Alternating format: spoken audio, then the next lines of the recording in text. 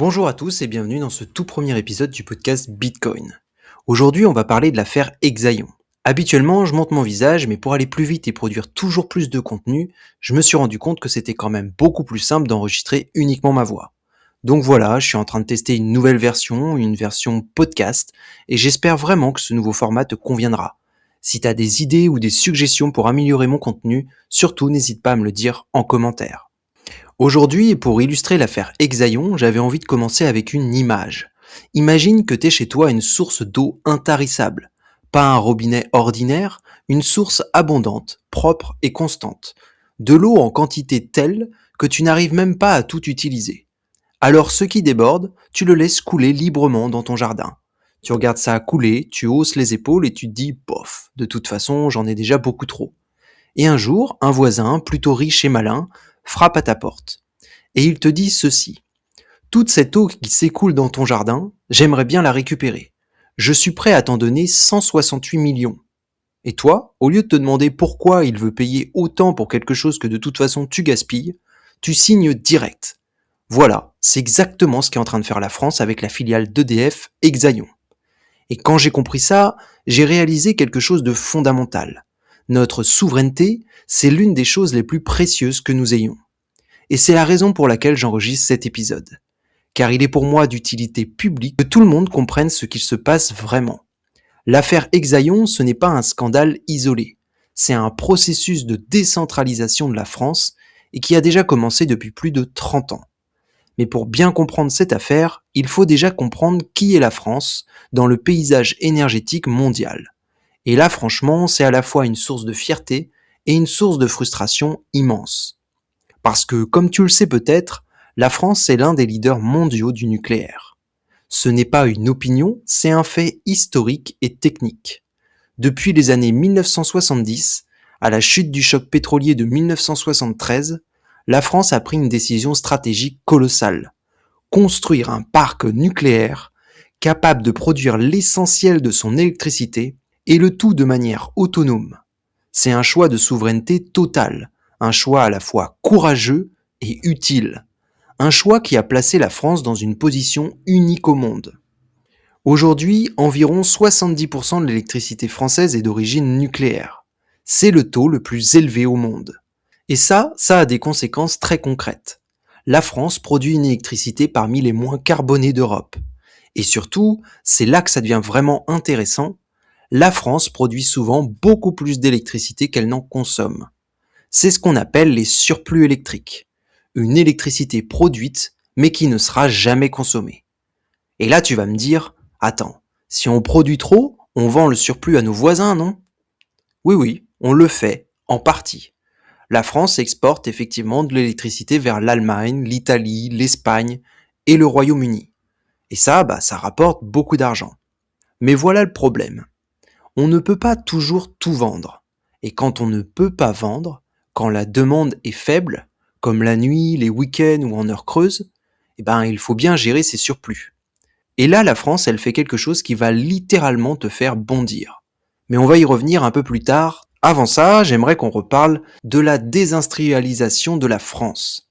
Parce que l'énergie, c'est une chose, mais ce qui rend l'affaire Exaion encore plus douloureuse pour nous, c'est qu'elle s'inscrit dans une tendance. Comme je le disais au début de ce podcast, ces 20-30 dernières années, la France a progressivement revendu ou laissé mourir la plupart de ses industries. Des noms comme Alstom, Pichenay, ArcelorMittal, Gaz de France, des pans entiers de notre tissu industriel et qui ont été cédés à des intérêts étrangers, souvent des intérêts américains, mais aussi parfois asiatiques. Et à chaque fois, on a entendu les mêmes arguments. C'est plus efficace comme ça. De toute façon, le marché c'est mieux que l'État. On ne peut pas tout garder. Et progressivement, on a construit un pays qui consomme, mais qui produit de moins en moins. Un pays qui dépend de plus en plus de l'extérieur, à la fois pour ses médicaments, ses composants électriques, sa technologie, ses biens manufacturés, etc. Et quand tu regardes l'affaire Exaion à travers ce prisme, tu réalises que ce n'est pas du tout un incident isolé. Exaion, c'est la continuité logique de cette grande braderie internationale. Je sais pas comment on pourrait appeler ça, mais en tout cas, la France est en train de brader toutes ces industries. Et Exaion, c'est juste un chaînon de plus dans cette braderie. Mais justement, Exaion, c'est quoi au juste? Exaion, c'est un nom que peu de gens connaissent. En tout cas, en dehors de la crypto ou du monde de l'énergie. Et c'est bien ça le problème.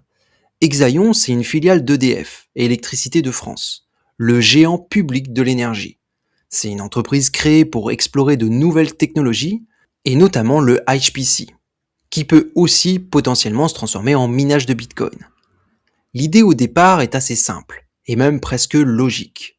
EDF dispose de réacteurs nucléaires qui produisent de l'électricité en continu, y compris quand la demande est faible.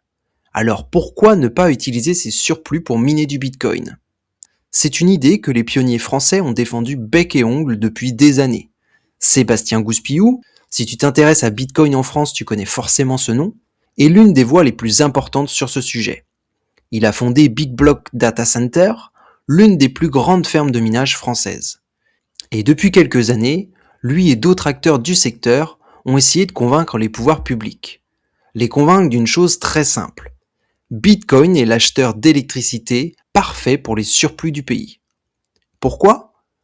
Je pense que tu le sais peut-être déjà, mais un mineur de Bitcoin, c'est quelque chose d'unique.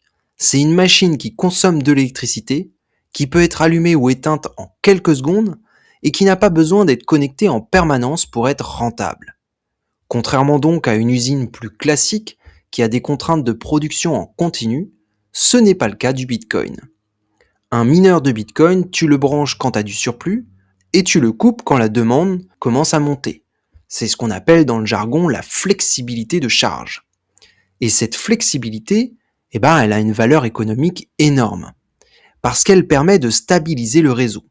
Et surtout, tu l'auras compris, parce qu'elle minimise le gaspillage de l'électricité qui est produite et qui de toute façon n'aurait pas été utilisée. Elle transforme donc ce qui serait perdu en Bitcoin, c'est-à-dire dans une valeur réelle, tangible et échangeable. Sébastien Gouspillou et avec lui une dizaine d'autres ont porté ce message devant les politiciens, les parlementaires, les technocrates à Bercy, mais aussi auprès des hauts cadres d'EDF. Et la réponse a presque toujours été la même. Le silence ou le rejet. Pire encore, parfois ils ont même eu le droit à de la condescendance. Le Bitcoin c'est de la spéculation, on ne peut pas engager EDF là-dedans. Ce n'est vraiment pas sérieux. Et pendant ce temps, nos excédents ont continué à s'accumuler. Voici d'ailleurs un chiffre qui va te couper le souffle. Lorsque tu mets bout à bout l'ensemble des excédents électriques français sur une année entière, accroche-toi bien, tu arrives à un chiffre qui correspond à peu près à la consommation totale du réseau Bitcoin mondial. Oui, le réseau Bitcoin mondial, souvent décrié et souvent attaqué pour sa consommation énergétique, pourrait fonctionner entièrement grâce au seul surplus français, sans consommer le moindre kilowattheure d'électricité qui aurait été utile ailleurs. En utilisant uniquement ce qu'on gaspille aujourd'hui, on peut alimenter le réseau Bitcoin mondial. C'est quand même assez ouf comme information, et je trouve ça dingue de réaliser ça. Pour moi, c'est une statistique vertigineuse, et elle met en lumière surtout deux choses. Premièrement, le potentiel stratégique colossal qu'a la France dans l'économie du Bitcoin. Et deuxièmement, l'ampleur de notre incompétence à avoir raté une telle opportunité.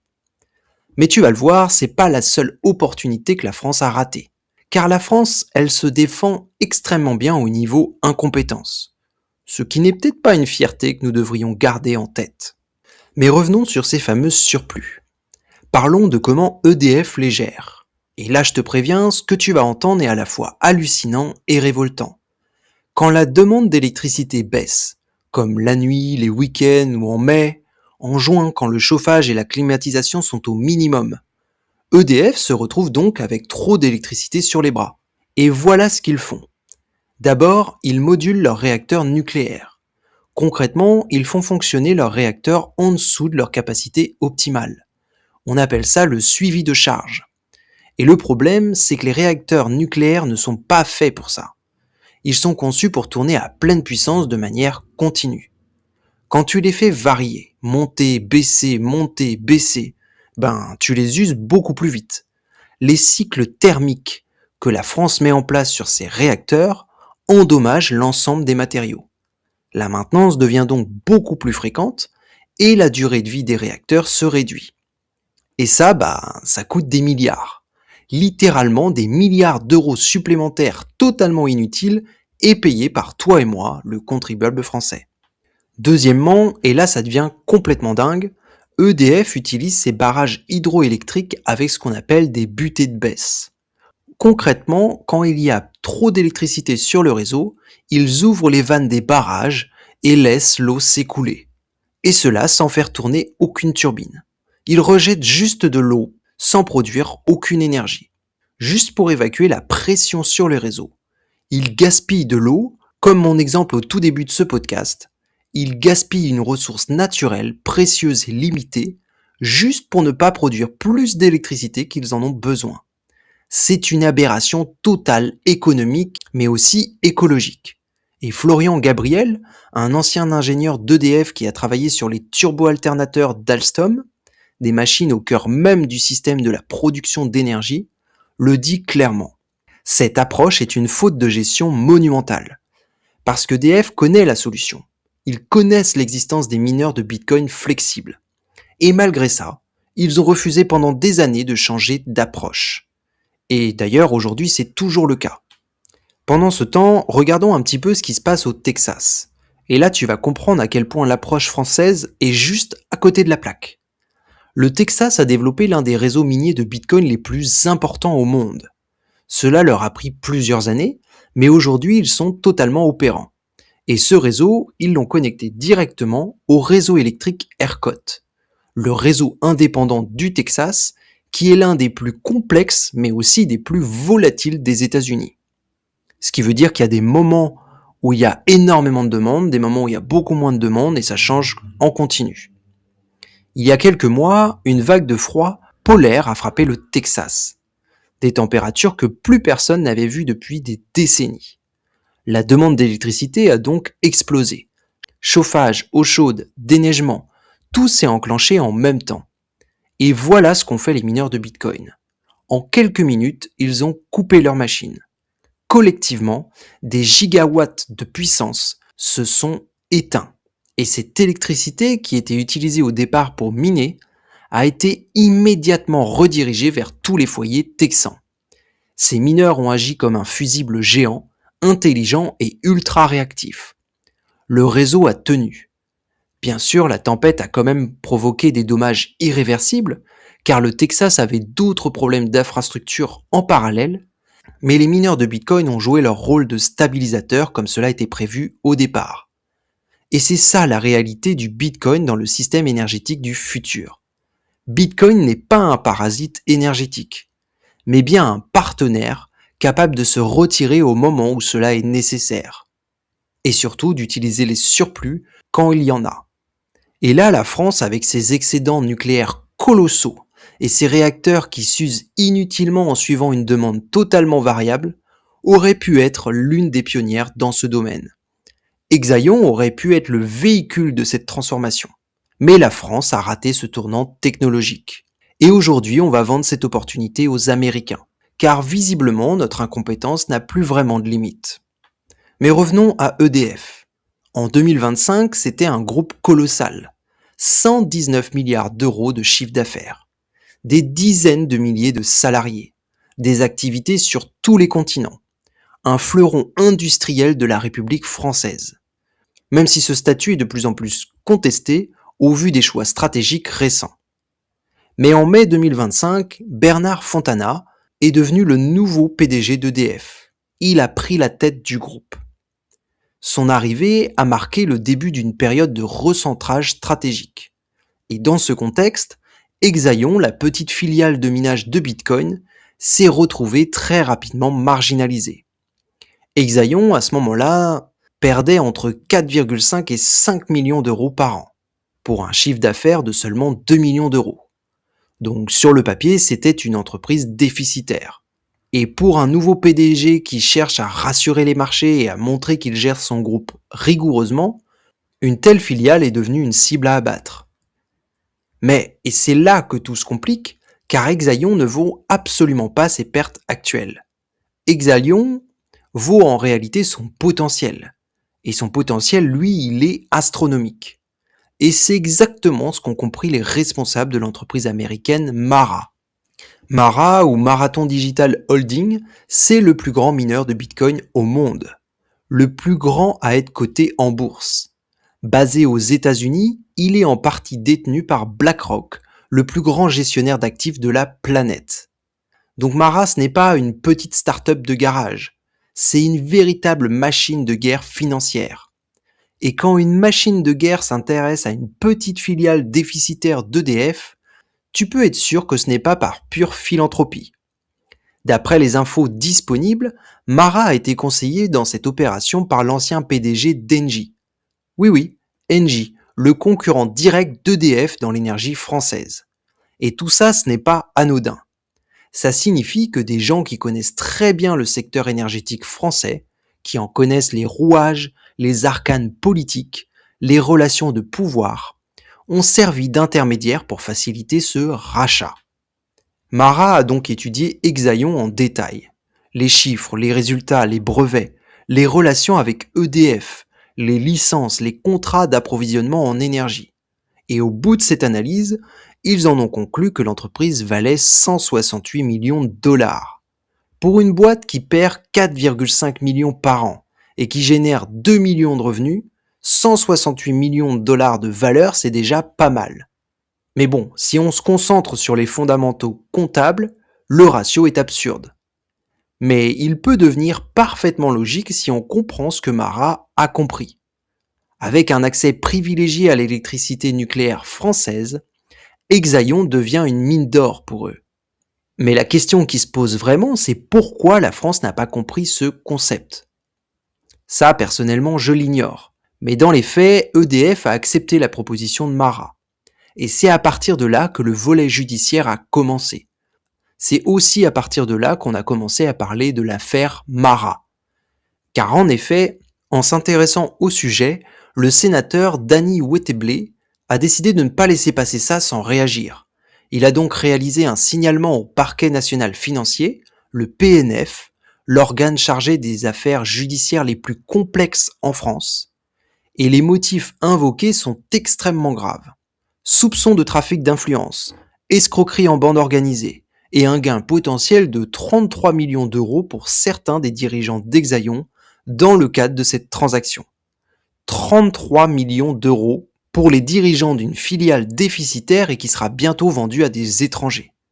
Je te laisse imaginer ce que ça peut signifier en termes d'intérêt personnel dans la conclusion de ce deal. Pour le moment, une enquête est toujours en cours, mais voilà ce qui est troublant. Pendant que l'enquête avance, la transaction continue de progresser. L'État français, qui est actionnaire majoritaire d'EDF, a même refusé de se positionner contre ce rachat. Il n'a pas exercé son droit de préemption, il n'a pas bloqué la vente, et il a juste regardé sans rien faire. Et ce silence de l'État, moi, ça me fout les boules. Peut-être que c'est juste de l'incompétence de leur part, ce qui est tout à fait possible à la lecture de tout ce que je viens de t'expliquer, mais peut-être aussi, et là je spécule, que le nombre de personnes impliquées dans cette affaire est beaucoup plus important qu'on pouvait l'imaginer au départ. Mais ça, je n'en sais rien. Ce que je sais, c'est que l'État refuse de protéger ses intérêts sur un dossier aussi stratégique. Et au minimum, pour moi, c'est une faute grave. Et pour couronner le tout, un peu aussi pour se protéger, la France a tenté de franciser, entre guillemets, l'opération en négociant pour Xavier Niel, le patron de Free et aussi l'un des hommes les plus riches de France, entre au capital d'Exaion. Ils lui ont demandé de racheter 10% de la boîte.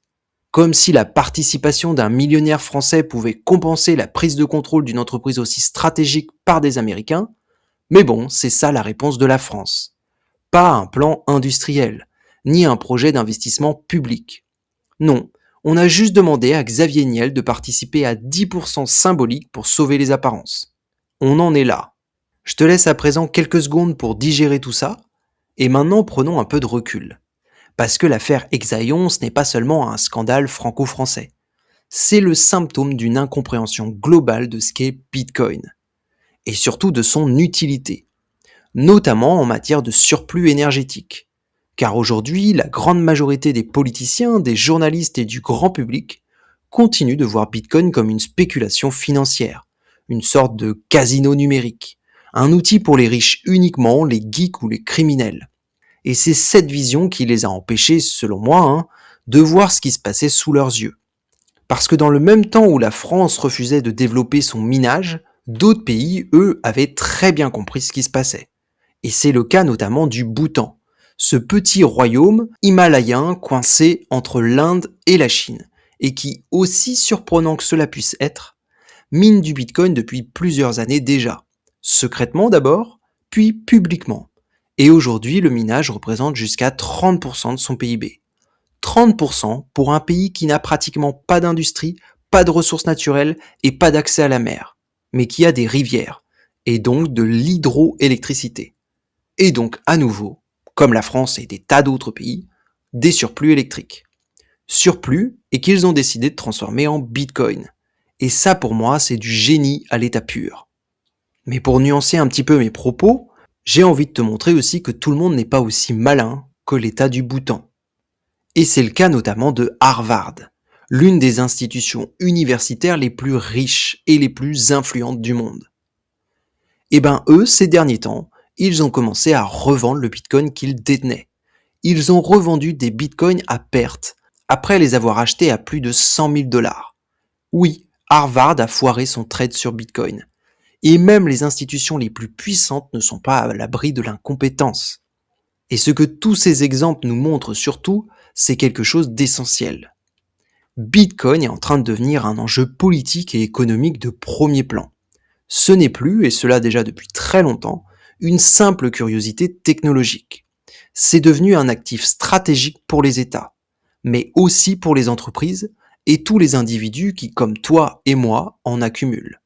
Bon, on a parlé politique, histoire et scandale, maintenant parlons un petit peu plus de nous, les travailleurs ordinaires. Parce que sur ce podcast, je veux pas juste te mettre en colère en t'exposant les positionnements de nos politiques en France. Je veux aussi pouvoir t'outiller.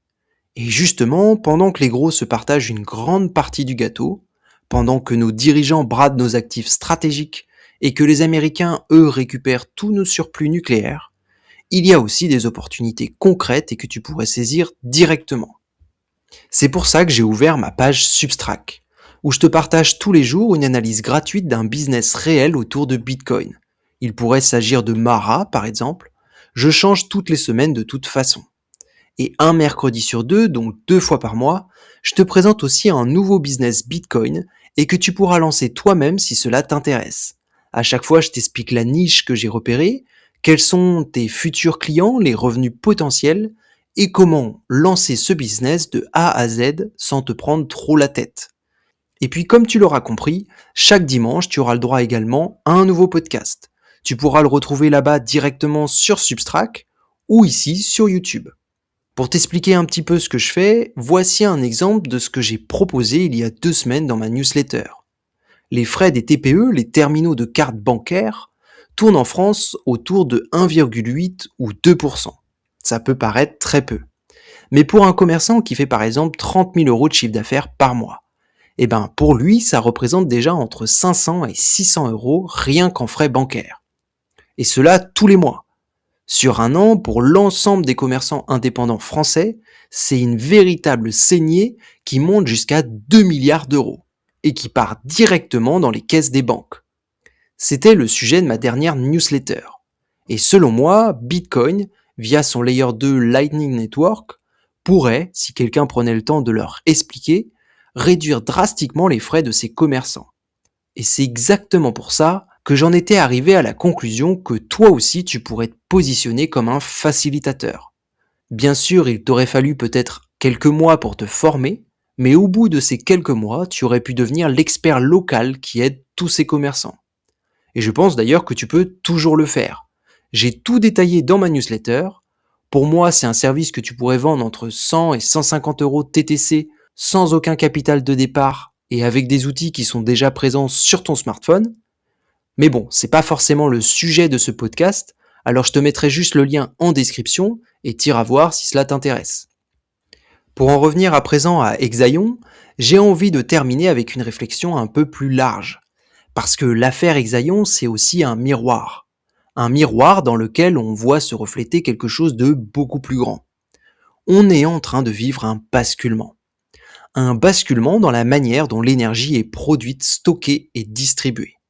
Un basculement dans la manière dont la valeur est créée et ensuite échangée directement avec les particuliers.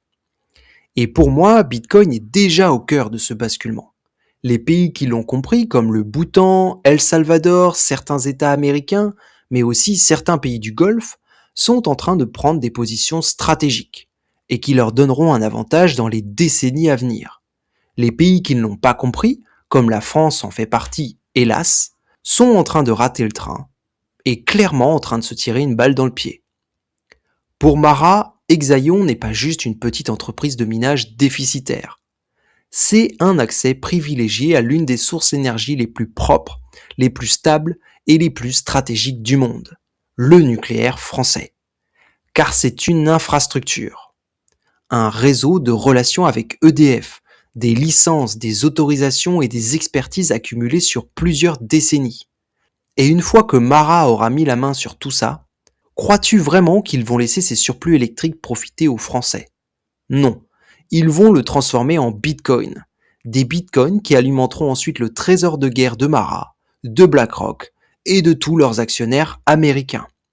Et les Français, eux, ils continueront à payer leurs factures d'électricité, en faisant confiance à un État qui a vendu leur patrimoine stratégique sans broncher. Donc la vraie question qui se pose, c'est celle-ci. Est-ce qu'on peut encore faire quelque chose ? À l'échelle collective, je l'espère, car l'enquête du PNF est toujours en cours, le sénateur Wateblé a fait son travail, d'autres voix commencent également à se lever contre ce deal qui est vraiment clairement en défaveur de la France, et il est possible, même si c'est incertain, que ce deal soit bloqué, retardé ou conditionné à des garanties vraiment sérieuses. Le fait de mettre Xavier Niel dans ce deal, ce n'est pas une garantie sérieuse. Moi, je parle de garantie en matière de souveraineté pour la France, la souveraineté du pays. Tout ça repose donc sur une forme d'incertitude et un processus judiciaire qui va être très long. Mais à l'échelle individuelle, la réponse est claire. Oui, tu peux faire quelque chose. Et c'est en accumulant des satoshi, en construisant une compétence autour de Bitcoin, en formant ton entourage, en développant un ou plusieurs business concrets, que tu pourras prendre ta part dans ce futur. Et certainement pas en attendant que l'État français te protège. Pas non plus en regardant les grandes entreprises se partager le gâteau, mais en agissant concrètement, maintenant, avec ce que tu es et ce que tu as en ta possession. Voilà les amis, on arrive au bout de cet épisode et j'espère que tu en ressors avec une meilleure compréhension de l'affaire Exaion. Tu sais à présent ce qu'est Exaion et pourquoi cette petite filiale d'EDF compte vraiment. Et je voudrais te laisser avec une dernière pensée. La prochaine fois que tu entendras quelqu'un dire que Bitcoin est inutile, que c'est juste de la spéculation, et surtout, oh oui, que ça consomme beaucoup trop d'énergie, eh bien rappelle-toi de cette affaire. Rappelle-toi que la France perd l'essentiel de l'énergie nécessaire pour faire fonctionner le réseau Bitcoin en seulement 1 an, et que les Américains, eux, ils ont très bien compris la valeur de cette technologie. Ils l'ont compris au point de débourser 168 millions de dollars. Alors dis-moi en commentaire ou sur les réseaux ce que t'en as pensé. Je sais que c'était un nouveau format et peut-être que ça ne t'a pas vraiment plu. Dis-moi aussi ce que tu penses de toute cette affaire. Est-ce que Exaion, l'affaire Exaion, c'est pour toi aussi l'arnaque du siècle ? Ou alors, d'après toi, c'est l'opportunité pour EDF de se débarrasser enfin d'une filiale qui de toute façon était déficitaire. Je suis vraiment curieux d'avoir ton avis en commentaire et je les lis tous, je réponds à chacun des commentaires que tu peux mettre, donc vraiment, n'hésite pas à venir me donner ton avis. Et pour aller plus loin et pour comprendre pourquoi la gestion de la pollution de Bitcoin est avant tout un écran de fumée que la France et les écologistes essayent de balancer sur tous les réseaux, eh ben je t'invite à regarder la vidéo qui s'affiche juste en haut à droite de ton écran, car je réponds à toutes ces questions. En attendant, prends bien soin de toi et je te dis à très vite sur le podcast Bitcoin.